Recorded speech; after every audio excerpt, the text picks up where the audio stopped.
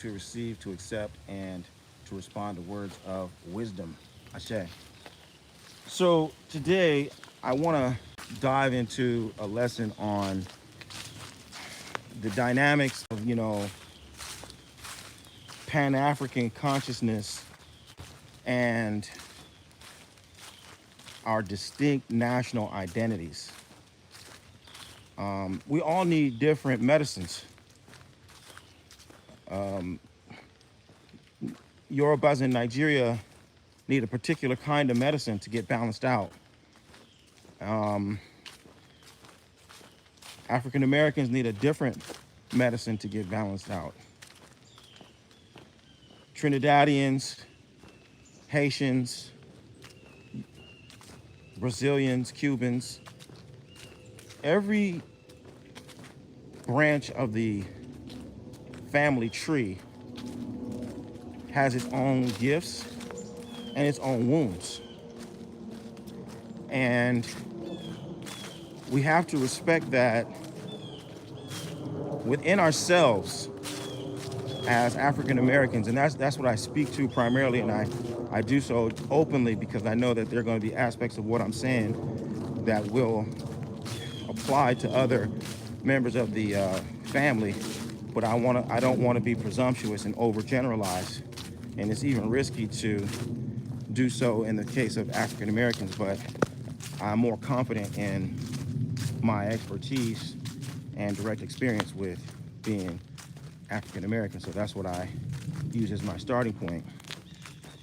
But that being the case, we as African Americans have our own particular gifts. We have our own insights, and we have our own liabilities. We've been injured by colonization and white supremacism in a particular set of ways. And as a result, we're coming into the Yoruba tradition with a particular set of needs. And that's why I speak the way I do to my people, to say, pay close attention to what you're looking for, because the person who's offering you a remedy might be, the proverbial person who only has a hammer. And he might be adept with that hammer, but that's his only tool. And everything that you need fixed may not be done so with a hammer. So you gotta really be careful about knowing what's broken. You gotta be really attentive to also knowing what you want to build, right?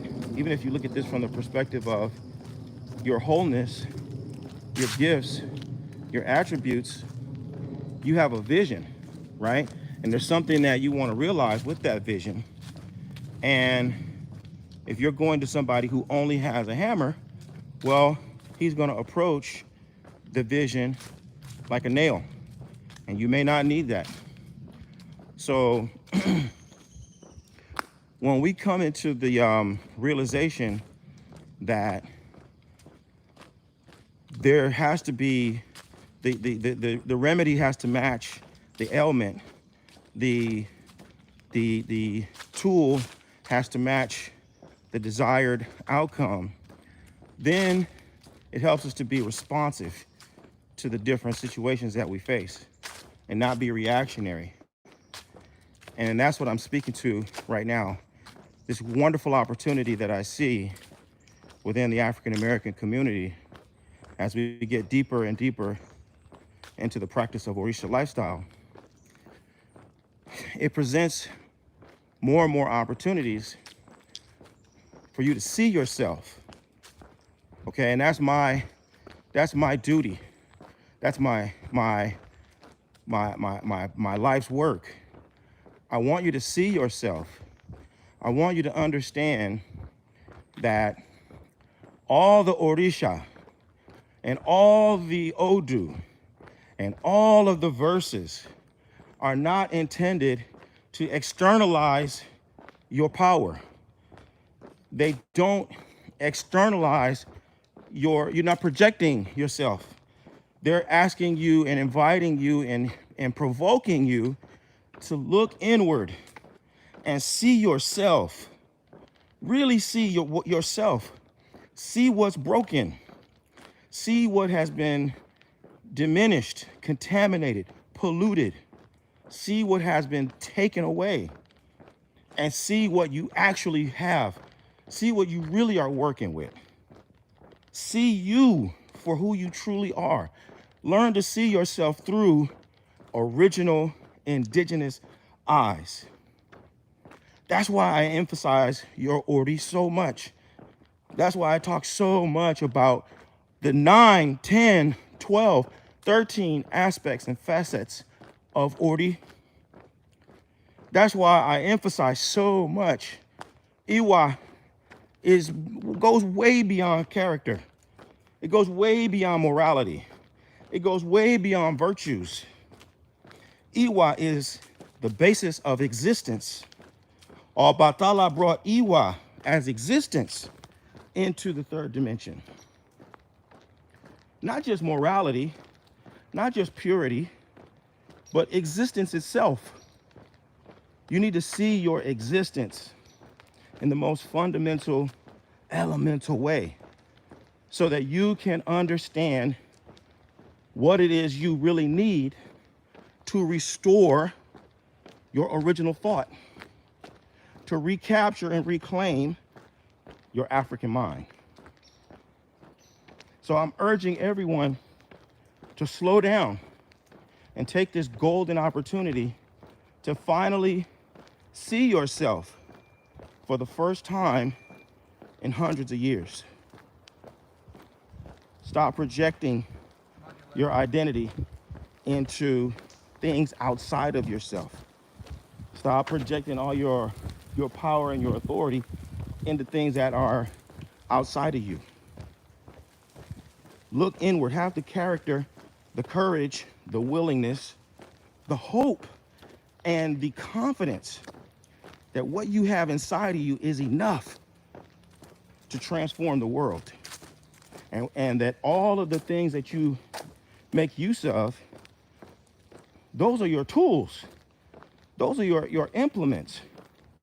Orisha doesn't own your head. Let that go. Your head commands Orisha. Your head determines what Orisha does for you. Your head determines, your Ori, your destiny determines the necessity for having one Orisha play a part in your life and another, or over another.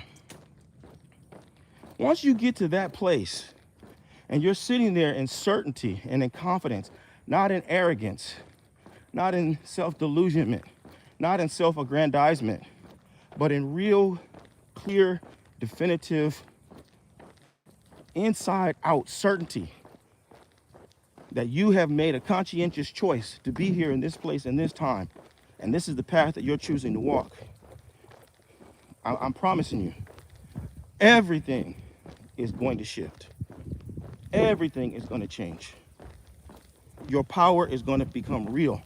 Your influence will become real.